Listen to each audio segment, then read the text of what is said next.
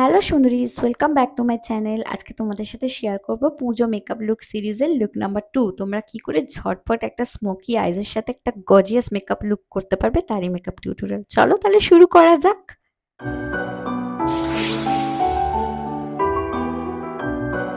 প্রথমেই আমি স্কিন প্রিপারেশনটা করে নিয়েছি, টোনার আর ময়শ্চারাইজার ইউজ করে নিয়েছি। যেহেতু পুজো লুক আর সারাদিন আমরা বাইরে থাকবো গরমের মধ্যে, সেই জন্য ওয়াটার বেস ময়শ্চারাইজারটাই অ্যাপ্লাই করার চেষ্টা করবে।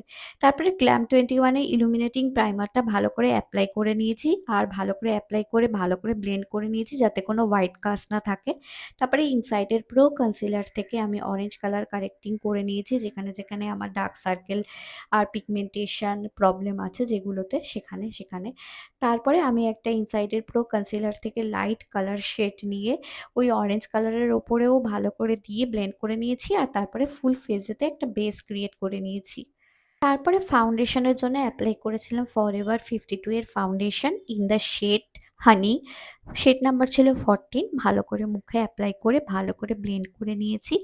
তারপরে আমি হাইলাইটিং এরিয়াগুলোতে মেবলিনের কনসিলার ইউজ করেছি ইন দ্য শেড লাইট। এইভাবে হাইলাইটিং এরিয়াগুলোতে যদি কনসিলার ইউজ করা যায় তাহলে ফেসটা বেশ শার্প লাগে, মেকআপটাও শার্প দেখায়, আর ব্লাশার কন্ট্রোরগুলোও বেশ আলাদা আলাদা করে বেশ ভালোভাবে বোঝা যায়।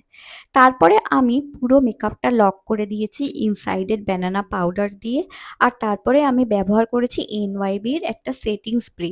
যেহেতু পুজোর সময় আমরা সারাদিন প্যান্ডেল হপিংয়ে বেরোবো, যাতে মেকআপটা অনেকটা লং লাস্টিং থাকে আর খাবলে খাবলে উঠে না যায়, সেই জন্য আমি সেটিং স্প্রেটা ইউজ করে নিয়েছি।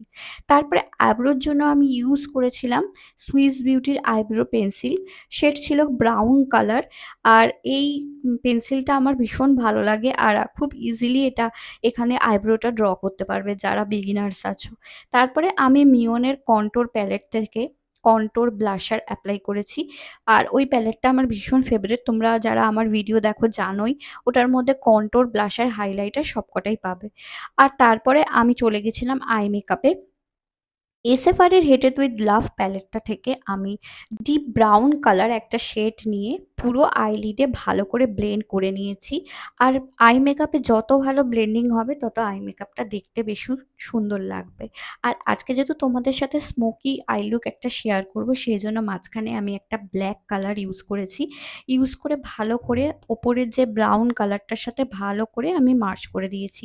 তারপরে একটা লাইট ট্রানজিশন কালার দিয়ে ওই ব্রাউন যে ডিপ ব্রাউন কালারটা ওটা পুরো ক্রিজ এরিয়া বরাবর ভালো করে ব্লেন্ড করে মার্চ করে দিয়েছি। তারপরে চলে গেছিলাম লোয়ার ওয়াটার লাইনে। লোয়ার ওয়াটার লাইনে আমি প্লামের কাজল অ্যাপ্লাই করেছিলাম বেশ বোল্ডভাবে, দুটো চোখেই ভালো করে অ্যাপ্লাই করে। তারপরে আমি একটা ব্রাউন কালার দিয়ে কাজলটা স্মাচ করেছিলাম ভালো করে, দুটো চোখে ভালো করে টানা টানা করে স্মাচ করে নিয়েছি, একটুখানি উইং মতো ক্রিয়েট করেছি। তারপরে হাইলাইটার ব্যবহার করেছিলাম প্লামের হাইলাইটার গোল্ডেন কালারের। যেহেতু আমি একটু স্মোকি আইস করছিলাম, সেজন্য আজকে আমি গোল্ডেন হাইলাইটার ব্যবহার করেছি। তারপরে মাস্কারা অ্যাপ্লাই করেছিলাম মেবলিনের ফলসিস ল্যাশ লিফটের মাস্কারা। এই মাস্কারাটা ভীষণ ভালো একটা মাস্কারা, ভীষণভাবে লেন্থ আর ভলিউম নেয়, আর মেবলিনের সব মাস্কারাই ভীষণ ভালো হয়, আমার তো ভীষণ ভালো লাগে।